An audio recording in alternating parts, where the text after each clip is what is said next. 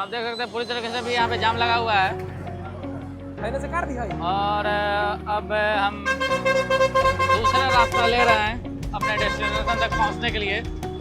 राम उस समय कुछ नहीं किए, राम उस समय कुछ नहीं किए क्योंकि वहाँ पे अपना ब्राह्मण क्योंकि वो ब्राह्मण था, वो अपना कर्म किया था और उस कर्म के साथ वो लेके आया था। और रावण को प्रणाम किए तो उसने रावण एक बार भी नहीं पूछा कि तुम किस लिए पूजा किए। वो रावण को मारने के लिए पूजा राम किए थे। ब्राह्मण का मतलब ये होता है कि धर्म और कर्म से दोनों से जैसे किसी को मारना हो या किसी को बस में करना, उस सब के लिए अलग अलग अग्नि होता है। हवन प्रक्रिया सेम है, उस अग्नि के नाम से आपका आवाहन करना और तो आज है हमारा तीसरा ब्लॉग और हम जा रहे हैं मोतिहारी में छुपे एक ऐसे जगह को दिखाने जो बहुत से लोगों को आज भी नहीं मालूम है और ये लगभग 20 वर्षों से भी अधिक समय से यहाँ पे है। ये जगह है एक बहुत ही सुंदर आश्रम जहाँ पे लगभग 100 से ऊपर मूर्तियाँ हैं। तो हम और हमारे मित्र अभिजीत जो कि बाहर हैं हेमलेट लगाए हुए, तो आज हम लोग आपको उस मंदिर तक ले जाएंगे और फिर उस मंदिर का पूरा भ्रमण कराएंगे। तो चलिए वीडियो को शुरू करते हैं।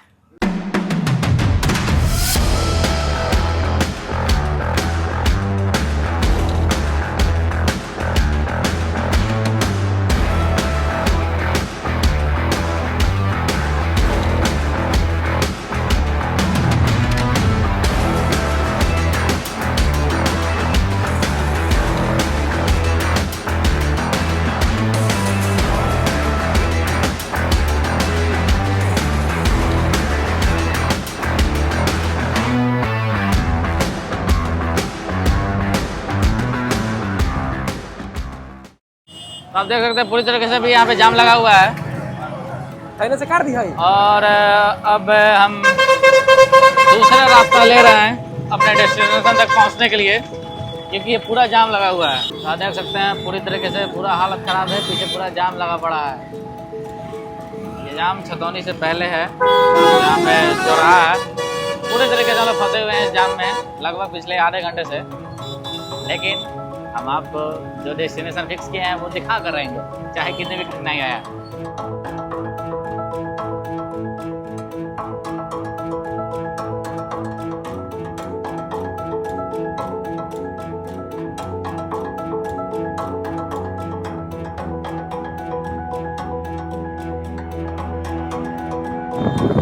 फाइनली हम लोग निकल चुके हैं जाम से एक लंबे समय के बाद। लगभग जाम में हमें 1 घंटा लग गया। मोतिहारी का जाम था, मोतिहारी का जाम सभी जानते हैं, जितने भी लोग मोतिहारी से होंगे उन्हें पता है, वो भी खास करके छतौनी का जाम। लेकिन अब देरी नहीं होगी, अब हम लोग अपने डेस्टिनेशन की तरफ आगे बढ़ रहे हैं और आपको दिखाते चल रहे हैं पूरा नज़ारा।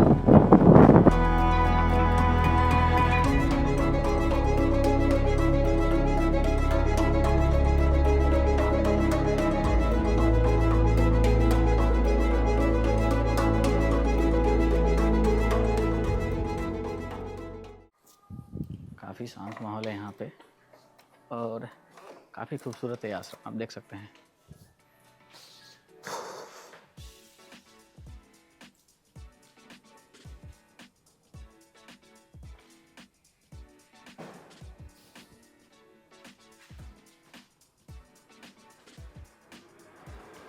ये आश्रम का प्रांगण है और यहाँ पे बहुत ही सुंदर सुंदर लाइनें भी लिखी हुई हैं कि जिस तरह वृक्ष की जड़ में जल सींचने से सारे पेड़ में रस पहुंच जाता है, उसी प्रकार एक गुरु की उपासना करने से सबकी उपासना संपन्न हो जाती है। और इस तरीके से ये आश्रम पतौरा में स्थित है।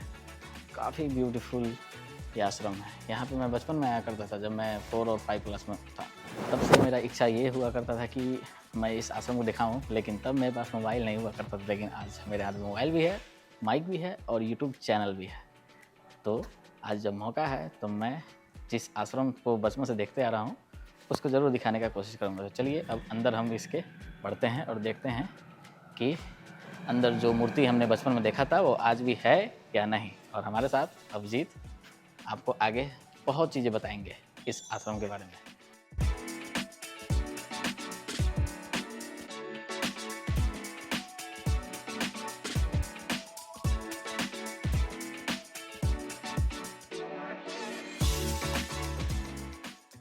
तो फाइनली हम लोग मंदिर प्रांगण के अंदर आ चुके हैं ऊपर की ओर सीढ़ियों के माध्यम से, और अब हम लोग मंदिर के अंदर ले चलकर आपको दिखाना चाहेंगे कि अंदर कितना अच्छा डेकोरेशन किया गया है इस आश्रम का।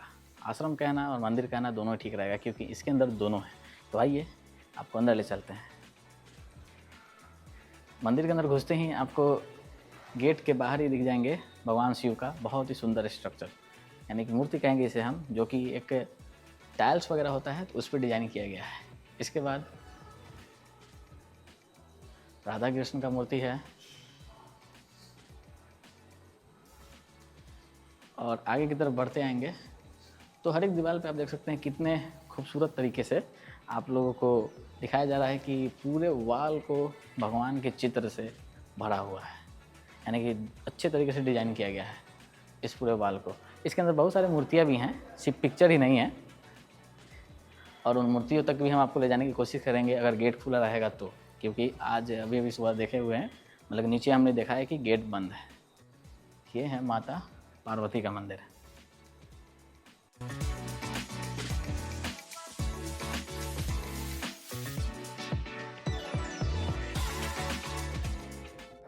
आप नीचे गए हुए थे? नहीं, अभी तो हम लोग यहाँ से एंटर किए हैं, वो मेन गेट बंद था। तो नहीं, जैसे नीचे घूमते घूमते जाइएगा हाँ, और नीचे हवन कुंड देख रहे हैं, नीचे हवन कुंड जो बना हुआ है। नहीं अभी हम लोग नीचे नहीं गए हैं। तो इस मंदिर का खासियत ये है कि बहुत साल पहले आप समझिए कि काफ़ी मतलब जब रामायण जब हुआ था ना, उसी समय वाल्मीकि जी थे, अच्छा। जो एक वाल्मीकि नगर है, पश्चिम वहाँ पे थे वो। ऊपर इस जो नीचे हवन कुंड बना हुआ है ना, तो वहाँ पे भी वो हवन किए हुए थे। यहाँ मोतिहारी में। हाँ, और जो अगल बगल जितना जगह दिखाई दे रहा है आपको ना, पूरा एक तरह शमशान था। अच्छा। और यहाँ पे हम लोग जब यहाँ पढ़ते, हम बचपन से यहाँ पे हैं, जब हम पढ़ाई कर रहे थे ना, तो हमको जो उस साइड में आपका मंदिर का समझे कैंपस जो आपका सीढ़ी है ना, इधर ही था, उससे उधर मंदिर नहीं था, उससे उधर आपको प्रतिदिन वहाँ पे लाश चलता था। अच्छा। प्रतिदिन जलता था। और जिस समय वो आगे उस मंदिर का निर्माण जब होने लगा, तो जब खुदाई वगैरह जब हुआ, तो वहाँ से इतने सारे हड्डी वगैरह निकल रहे थे, बहुत सारे हड्डी वगैरह निकल रहे थे।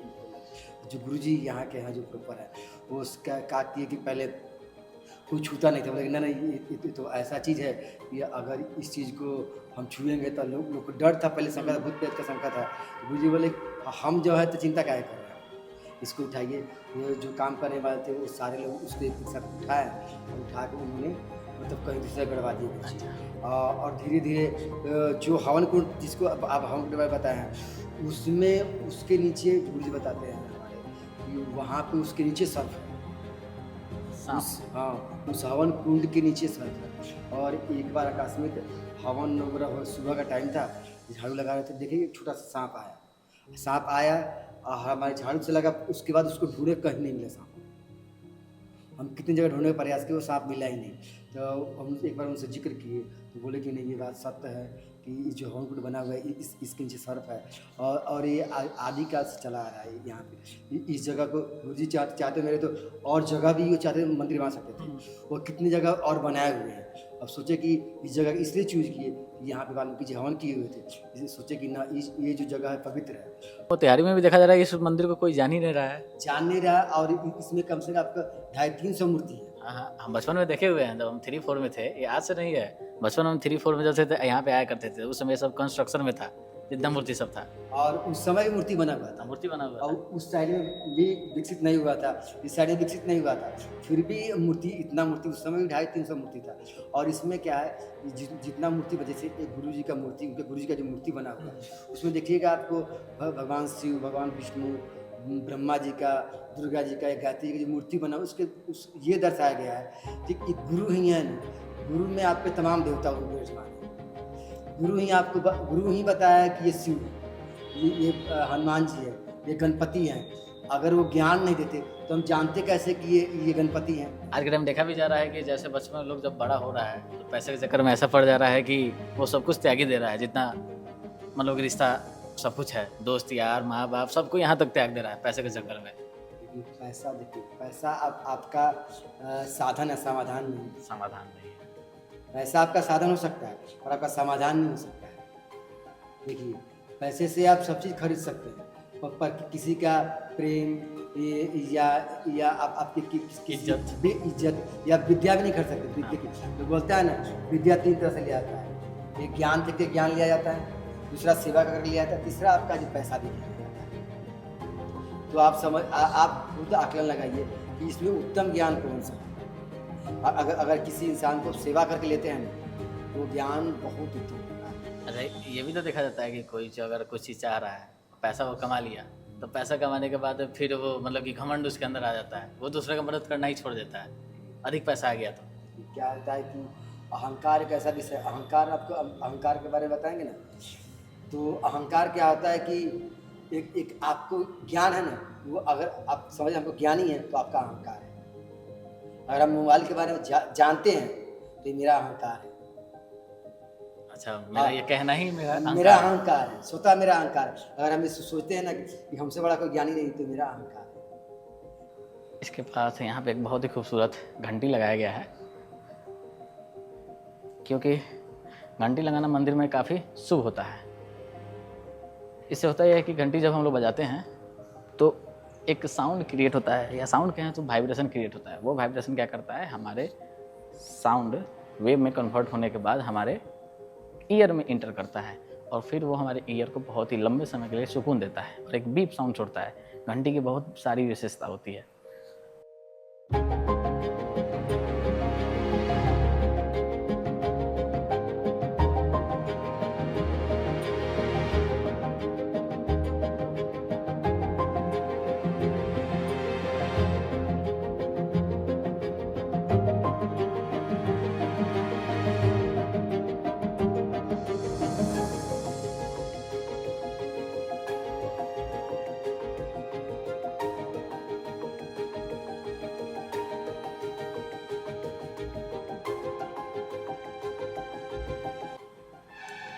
यहाँ भी एक बहुत ही खूबसूरत लाइन लिखा हुआ है कि जो अपनी माता का भक्त नहीं, पिता का भक्त नहीं, गुरु का भक्त नहीं, वो भगवान का भक्त हो ही नहीं सकता है, वो तो शैतान का भक्त है। मतलब इस लाइन का मतलब यह है कि जो अपने गुरु का, अपने माता का, अपने पिता का या फिर किसी भगवान का भक्त नहीं है, तो फिर वो आखिर किसको पूज रहा है, किसका वो भक्त है। यानी कि उसके अंदर कोई भक्ति का भावना ही नहीं है, यानी कि वो पूरी तरीके से शैतान का ही भक्त है। तो आइए अब इस लाइन के साथ हम लोग आगे बढ़ते हैं। हवन कुंड के बारे में जिक्र किए हैं आपके सामने ना, ऊपर में यही हवन कुंड है। और साथ में जो आप अग्नि का मूर्ति देखे हुए हैं, पहले नहीं देखे हुएगा, नहीं देखे हैं, सामने अग्निदेव का मूर्ति यही है। हाँ, ये नीचे ये है। देखिए, और स्वाहा और स्वधा, स्वाहा और स्वधा जिसे बोलते हैं, स्वाहा स्वधा बोलते हैं, दोनों साइड उनकी पुत्री है, स्वाहा और स्वधा। और अग्नि क्या होता है, 32 अग्नि होती है। अग्नि है जो हमारे अब किस कर्म के लिए हम हवन कर रहे हैं, जैसे किसी को मारना हो या किसी को बस में करना, उस सब के लिए अलग अलग अग्नि होता है। हवन प्रक्रिया सेम है। उस अग्नि के नाम से आपका आवाहन करना होगा। आप गायत्री मंत्र को जाप कर रहे हैं तो उसमें किस अग्निदेव का आवाहन करना होगा, उसके टोटल सब पे अग्नि के नाम लिखा हुआ है। जैसे आपका त्रे लिखा हुआ है, आपका हर जगह अग्नि का नाम मतलब लीजिए। जैसे रुक्तम लिखा उत्तम, अब ये आपका जो वैश्विक देव का कर्म आदि के लिए है। जैसे आपको हुतासन लिखा हुआ है, कोटि कोटि होम कर्म हेतु के लिए। सब जगह जितना अग्नि है ना, इसे 32 अग्नि है, सब अलग अलग कर्म के लिए। अच्छा, ये जितना अग्नि का मतलब अग्निदेव का मूर्ति है। हाँ, ये 32 अग्नि का मूर्ति है और सारे अलग अलग कर्म के लिए आपके हैं। ये आपके कौन सा, जैसे किसी को मारना हो या कहीं पे पूजन करना हो या किसी को जीतना हो या किसी को, अब उसी अग्नि का पूजन करना होगा आपको, उसी अग्नि से आपको हवन करना होगा। जैसे क्या होता है कि बहुत आदमी को क्या होता है कि गायत्री का हवन किया या पूजन किया, गायत्री जी का पूजन किया, और किस अग्नि का पूजन करेगा, उसका भी है यहाँ पे है। ऐसा नहीं कि आप यज्ञ कर लिए, विष्णु महायज्ञ किए, वरदा नाम अग्नि नमः, एक ही अग्नि का नाम जानता है लोग, वरदा नाम अग्नि, बस उसी अग्नि के साथ हवन कराया था। तो यहाँ पे 32 अग्नि के बारे में बताया गया। और हवन कुंड के बारे में जो है यही हवन, सर, हाँ, सर लेने के नीचे हाँ सांपा बनाया हाँ हाँ इसी का हवन कुंड के नीचे है। और आपको जो दादा गुरु जी के बारे में बताया है, आपको इसमें है बता रहे हैं आपको, जो उनके जो गुरु जी हैं। अच्छा, वो राजस्थान के जो थे। हाँ हाँ उनका भी के बारे में बता रहे हैं, आपको जिक्र कर रहे हैं। इसमें आइए, इसमें आइए।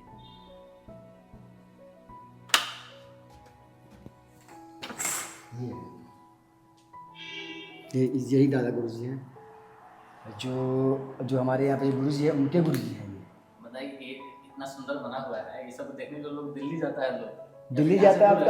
आप दिल्ली क्या, आप जैसे रामेश्वरम जाते हैं, चाहे आप महाराष्ट्र जाते हैं, चाहे कहीं भी जाते हैं, आप चाहे हम यूपी में जाते हैं, तो इतने सारे पैसे खर्च करके जाते हैं और हमारे पास में ही हम देखने नहीं आते, मालूम ही नहीं है, इस चीज़ को जानना ही नहीं चाहते हम लोग। और एक दूसरे कोई बताता भी है तो उस पर हम केयर नहीं करते और हम इसको प्रचार प्रसार नहीं करते। देखिए ये जो गुरु जी हैं और जितने जैसे आपके विष्णु जी, लक्ष्मी जी हैं, जैसे भगवान विष्णु हैं और आपके राम जी सीता जी, जितने भगवान बनाए गए सारे भगवान ये गुरु से ही संबंधित है। ये गुरु ही हैं जो हमें बताया कि राम है, ये कृष्ण है, चाहे ब्रह्मा जी हैं, चाहे माँ दुर्गा है, उसके बारे में ज्ञान उन्होंने दिया है। गुरु जी सब बताया, गुरु ही हमें ज्ञान दिया, हमारे अंदर ज्ञान नहीं था। पूरा तरीके से बताया गया कि गुरु जी कैसे सबके बारे में बताया है। ये गुरु के ही अंदर ये सारे विद्वान हैं। हम तो गुरु के माध्यम से जाने इनको जी, हम तो किसी के माध्यम से नहीं जाने, हम लोग आपके माध्यम से जाने हैं। और उसके बाद जैसे हम किताब भी पढ़ना गुरु से ही सीखे।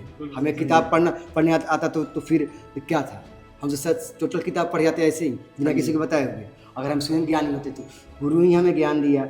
ये ब्रह्मा, ये विष्णु है, चाहे ये वेद है, ये 4 वेद हैं, तो 4 वेदों के बारे में हमें गुरु नहीं बताया। ब्रह्मा जी का भी मूर्ति बहुत जगह नहीं होता है, आपको ब्रह्मा जी का मूर्ति मिलेगा ही नहीं जल्दी, और यहाँ पे है अवेलेबल। और ये मंदिर है, बता रहे हैं, यहाँ पे तमाम देवता का मूर्ति है, जितने सारे देवता हैं सब यहाँ पे सारे हैं। आप सोच सकते हैं मोतिहारी के अंदर कहीं ब्रह्मा जी की मूर्ति नहीं, कहीं नहीं मिलता है।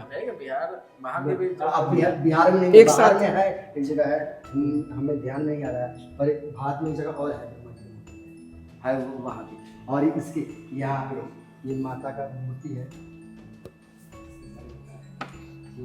जो बीच वाली मूर्ति आप देख रहे हैं, इस मूर्ति को आपको इस मूर्ति के बारे में कुछ बता नहीं सकते, ठीक है। इस मूर्ति को आप सुबह देखिए, दोपहर में देखिए और शाम को देखिए, हम नहीं बताएंगे, आपको स्वयं देख के आकलन करना होगा इस मूर्ति को। इसलिए दिन भर रहना होगा, यहाँ पे रहना होगा। आप खुद ब खुद देखिए इस मूर्ति में। ये सर्वप्रथम यहाँ पे यही मूर्ति स्थापित किया गया था। और देखिए कोई भी चीज़ है, आप पत्थर पे ही बार बार रगड़ते हैं ना, हाथ को ही बार बार रगड़ते हैं तो क्या होता है, गर्म हो जाता है जी। और यहाँ किसी मूर्ति को प्रतिदिन आप पूजन करते हैं ना, ऑटोमेटिक चैतन्य हो जाता है, किसी भी चीज़ शक्ति है यहाँ पे। हाँ, इसीलिए शुरू से इसमें पूजन हो रहा है। और इसीलिए जब किसी चीज़ को बार बार आप घिसिएगा ना, कहीं चंदन बार बार घिसते हैं ना, लकड़ी पत्थर पे और लकड़ी को घिसते हैं ना, तो घिस जाती है वहाँ से, और घिसने के बाद वो आपका चंदन का रूप ले लेता है। ऐसे ही मूर्ति में बार बार मंत्र पढ़िएगा ना, बार बार मंत्र पढ़िएगा, ऑटोमेटिक चैतन्य हो जाता है मूर्ति में। आप जैसे शिवलिंग है, जो 12 ज्योतिर्लिंग है, वहाँ प्रतिदिन पूजन होता है, तो उसकी शक्ति वहाँ पे ऑटोमेटिक आप जाइएगा ना, तो आपको शांति की अनुभूति होगा, एक अलग सा आपको सुकून मिलेगा। ऊर्जा वहाँ पे लेकिन की जो ऊर्जान्वित है उस जगह। ऐसे ही ये माता का मंदिर है, यहाँ पे आप जब भी आइएगा आपको बहुत सुकून मिलेगा जी। और जैसे शिव परिवार में एक साथ इकट्ठा आप शिव परिवार मंदिर आपको ऐसे नहीं मिलेगा, जहाँ पे आपके कार्तिक जी, माता पार्वती, भगवान शिव और गणपति जी हैं, ये तीनों विराजमान हैं यहाँ पे एक साथ। काफी खूबसूरत तरीके से पूरा डिजाइन किया गया है। ये आपको ऐसे स्थापित किया हुआ है कि जैसे ऐसा नहीं कि शंकर जी का मूर्ति बना दिए, कार्तिक जी का कहीं और बना दिए। शिव परिवार का मतलब उनके परिवार का पूरा होना चाहिए पूरा बाहर में कहीं नहीं है। नहीं, ऐसा कहीं नहीं देखने को मिलता, कहीं नहीं है। और जो आपको एक चीज़ और बताए हुए थे हम, जो गायत्री जी का जो 24 मंत्र है, उस 24-20 से 24 जो मूर्ति है उसके बारे में भी आपसे हम जिक्र किए हुए थे, वही इसके ऊपर में है, ये इसके ऊपर में है, आपको चलना होगा, आपको वही ना। ये आपके गायत्री मंत्र जो है ना, 24 जो बीज है, उस बीज का मूर्ति है यहाँ पे। हाँ, सारा है। लक्ष्मी जी हो गई, भुवनेश्वरी माता हो गई, ब्राह्मणी हो गई, जो शुक्र भी है, राहु नहीं, ये तो दूसरा साइड है। आपका नवग्रह जो है, नवग्रह का वहाँ से आपको दिखाएंगे। ये सिर्फ गायत्री मंत्र में 24 जो मूर्ति है वो सारी मूर्तियाँ यहाँ पे हैं। जी, बहुत खूबसूरत दृश्य है। इस तरह का दृश्य हम लोग कहाँ मिलता है? नहीं आप देखिए किसी भी चीज़ को हम नहीं जानते हैं ना, तो इसीलिए अनजान हम लोग अभी हैं। अनजान बस उस चीज़ को नहीं जानते हैं तो पता नहीं चलता। किसी के बारे में जानिएगा ना तब उसकी सत्ता पता चलेगा, क्या सत्य है क्या असत्य है। वो अगर कि जब तक किसी को खोजिएगा नहीं ना, खोजने पर क्या होता है कि खोजने पता चलता है। देखिए यहाँ भी बाकी मूर्ति है, यहाँ पे अभी निर्माण और हो रहा है, लाइट वगैरह यहाँ लगा नहीं है और धीरे धीरे अभी बन ही रहा है, ये प्रगति पे ही है। कार्य इसमें अभी लगा हुआ है, ये देख रहे हैं साइड में अभी ऐसे ही ढका हुआ है। यहाँ भी मूर्ति लगेगा, आप जो देख रहे हैं यहाँ दूर जगह मूर्ति लगेगा रास्ता, यहाँ भी मूर्ति है रास्ता। जो नौकरा का मूर्ति है यहाँ नौकरा आउटलेट है। यहाँ से आप हो अच्छा, गया, यहाँ से नौगरा नौकरा का हो गया, सन्नी हो गया, सारे का मूर्ति। फिर ऐसे ही आ जाइएगा आपको यहाँ भी बाकी नौकरा का मूर्ति यहाँ पे है, इस साइड में आइएगा।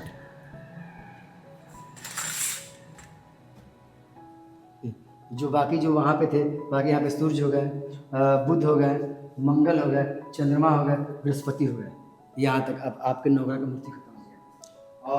और ये तो लास्ट होता भगवान। आप कहीं हाथ में कहीं जाइए, इकट्ठा इतना मूर्ति आपको नहीं मिलेगा। जैसे आपका गायत्री मंत्र है ना, गायत्री मंत्र में 24 बीज है, उस 24 बीज का अलग अलग मूर्ति बना हुआ है। हम चाहे वैष्णवी बोलते हैं, माँ सरस्वती बोलते हैं, ये सारे गायत्री मंत्र के मंत्र से ही निकला हुआ है। या दुर्गा हो गया, महामाया हो गई, या वेद माता हो गई, चाहे इस माता के बहुत सारे रूप है। ये 24 रूप जो है मेन माता के रूप है। जो गायत्री मंत्र है, गायत्री मंत्र क्या महामंत्र कहा गया है। और जिस समय आप विपत्ति में है, गायत्री मंत्र को हर हिंदू को जाप करना चाहिए। और खासकर जो ब्राह्मण नित्य संध्या न करता हो या गायत्री मंत्र का जाप न करता हो, वो ब्राह्मण बहुदोषी होता है और दूषित होता है।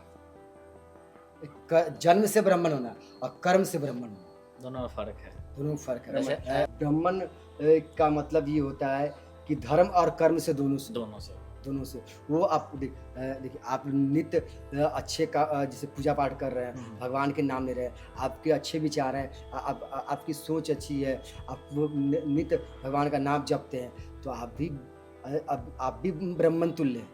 ब्राह्मण से देखिए, वर्ण जो व्यवस्था है इस पृथ्वी पर इसलिए बनाई गई थी, वर्ण व्यवस्था, कि सब लोग अपने अपने अलग अलग कर्म के हिसाब से बनाए। जो क्षत्रिय था वो युद्ध करते थे, जैसे आज के टाइम में आर्मी हमारी है, उसी तरह क्षत्रिय थे और ब्राह्मण थे जो क्या नाम है, क्षत्रिय राजा थे और राजा उसी से संचालित करता। जो ब्राह्मण थे वो ज्ञानी थे, वो ज्ञान देते थे, बोलते थे कि आप इस चीज़ को करें, ये सत्य है आपकी। वो जब भी सलाह लेते थे, ब्राह्मण सलाह देते कि हम इस कार्य को कर रहे हैं, ब्राह्मण ये सही है या नहीं, इस दिशा में हम जा रहे हैं, दिशा सही है या नहीं है। जैसे अभी के टाइम हम ले सकते हैं, जितने प्रोफेसर हैं, टीचर्स हैं, जो पढ़ा लिखा रहे हैं, उसको एक तरीके से हम ब्राह्मण मान सकते हैं, क्योंकि वो भी तो ज्ञान दे रहे हैं।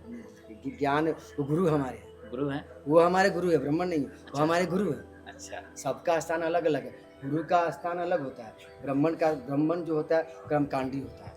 जो कर्मकांडी का मतलब होता है जो पूजा पाठ वेद पाठ वगैरह करे। आपके देखिए, भगवान से के पास जाना है तो एक माध्यम होता है, कोई ना कोई माध्यम होना चाहिए कि नहीं।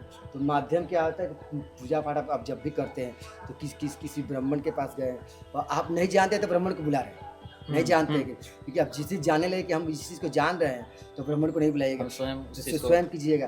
तो क्या होगा, आप जो कीजिएगा, जो कर्म कीजिएगा ना, आपको स्वयं भोगना। गलत कीजिएगा तो स्वयं भोगिए। अगर ब्राह्मण आ रहा करने के लिए, गलत कर्म कर रहा है, आप गलत कर रहे हैं, फिर भी वही भोगना पड़ेगा उसको, क्योंकि तुम ज्ञानी नहीं होते। अगर हम ज्ञानी होते तो आपको बुलाते क्यों? आप हमसे ज़्यादा ज्ञानी इसलिए आपको हम बुलाए हैं। अगर आपसे तभी ज्ञान ले रहे हैं कि आप ज्ञानी हैं।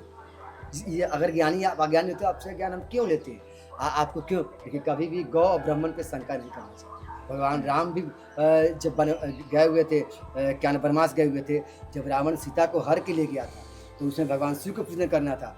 तो उस समय जब बनाने के लिए जब सेतु बनाने से पहले बालूका पर रामेश्वर जो है, वहाँ बालूका जब प्रतिमा बनाया तो उन्होंने उस समय बोले, सुग्रीव बोले कि इस धरती पे कोई ऐसा विद्वान चाहिए जो हमारी पूजन करा सके। तो बोले कि सुग्रीव जी बोले कि धरती पे एक ही विद्वान है, वो रावण है। तब बोले कि रावण है तो हमारा भगवान राम बोले कि शत्रु है, तो नहीं वो ब्राह्मण है, एक बार उसके पास जाइए।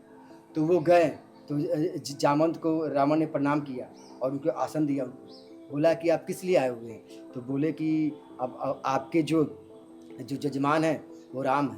बोले क्यों नहीं, कोई भी वो, क्योंकि मैं ब्राह्मण हूँ, वो हमारे लिए शत्रु नहीं है। वो उस समय वो ब्राह्मण कर्म समझा। अब बोला कि हमारे यजमान के पास क्या क्या है, जो व्यवस्था निगम उस व्यवस्था को हम स्वयं करेंगे। उन्होंने सुबह सीता माँ के पास गए। अब बोले कि सीते तुम तैयार रहना, मेघनाथ आएगा तुमको ले जाने के लिए। अच्छा। और रावण वहाँ पे गया, ठीक है, पूजा करने के लिए। तो उसने पूछा भी राम से, तुम्हारी पत्नी कहाँ है? तो राम जवाब नहीं दिए। तो उस मेघनाथ लेके आया माता सीता को, और माता सीता के साथ भगवान राम पूजन किए ज्योतिर्लिंग का, क्या नाम है, रामेश्वरम का, जो बालू का काली जो प्रतिमा बनाए हुए थे उसका पूजन किए। और फिर रावण सीता को लेकर चला गया। राम उस समय कुछ नहीं किए, क्योंकि वहाँ पे अपना ब्राह्मण, क्योंकि वो ब्राह्मण था, वो अपना कर्म किया था और उसका कर्म के साथ वो लेके आया था। और रावण को प्रणाम किए, तो उसने रावण एक बार भी नहीं पूछा कि तुम किस लिए पूजा किए। वो रावण को मारने के लिए पूजा राम किए थे। उस समय भी रावण ने बोला विजयी भव। उन्होंने ये नहीं बोला कि तुम्हारा विजयी ना हो, उन्होंने विजयी भव का आशीर्वाद दिया। मंदिर का इसमें से निर्माण शुरू हुआ था 1987 से शुरू हुआ, ठीक है। और इसका 2019 में इसका प्राण प्रतिष्ठा हुआ है मंदिर का। अच्छा। हाँ, 19 में हुआ। कारण क्या हुआ कि विकसित ना हुआ होने का कारण क्या हुआ, उसमें कोरोना एक बैग आ गया। 2 साल बंद भी हो गया, लगातार 2 साल। अब कोई चीज़ को जब प्रचार हो गया, आप लोग जान गए, कोरोना हो गया, सारे बंद हो गए, जिसके कारण कि ऐसे भी सावन वगैरह में यहाँ पे बहुत भीड़ रहती है। कब बहुत लोग नहीं जानता है हाँ, बहुत लोग, मोतिहारी क्या आप आसपास के लोग नहीं जानते हैं कि ये मंदिर कितना अंदर से खूबसूरत है। बहुत को मैं सबसे निवेदन करना चाहता हूँ कि आप इस मंदिर में आए और आप मंदिर को देखे भी, घूमे भी, फिरे भी, भगवान के दर्शन भी करें। आप अपने से 10 लोगों को बताएं। कब खुलता है ये जो इसे नहीं, केवल मंदिर आप देखिए, सुबह पर 4:30 से मंदिर खुल जाता है और प्रतिदिन सुबह 4 बजे भगवान का यहाँ पे भगवान को सुबह पर जगह उठाया जाता है। आरती वंदना होता है सुबह पर, और सुबह यहाँ पे 5 बजे भगवान की आरती शुरू हो जाती है। और लोग का आना जाने में कोई मना ही नहीं है? कोई मना नहीं। भगवान के मंदिर में आने के लिए कोई मना कर सकता है। तो काफ़ी खूबसूरत है ये मंदिर, और अब हम लोग इस मंदिर से विदा लेने वाले हैं, क्योंकि हमें भी घर जाना है। और हमने आपको सारा इस मंदिर का खूबसूरती को दिखा दिया है, और यहाँ के पुजारी जी से भी हमारी बात हुई है, और उन्होंने बताया कि ये मंदिर कितना पुराना और कितना खूबसूरत है, यहाँ पे कौन कौन से देवता हैं और ये मंदिर किस लिए बनाई गई थी। तो अगर आप मोतिहारी से हैं तो आप इस मंदिर में ज़रूर विजिट करें। ये मंदिर है पतौरा ग्राम में, और इस मंदिर का नाम है पतौरा आश्रम। यहाँ पे आप आएँ, और अगर आप मोतिहारी से बाहर के हैं तो आप मोतिहारी में जब भी आएँ इस मंदिर में ज़रूर विजिट करें। बहुत बहुत धन्यवाद आपका। यहाँ पे जो भी आप पूरा वीडियो डिटेल देखना चाहते हैं तो पूरा वीडियो को स्किप किए बिना देखिएगा, क्योंकि हर एक बात आपको ध्यान में डालेगी कि क्या क्या बातें हैं जो छुपी हुई है मोतिहारी के अंदर भी, पतौरा ग्राम के अंदर, जो आपको पूरी वीडियो के माध्यम से आप पूरा बताने का प्रयास करेंगे। बहुत बहुत धन्यवाद आपका।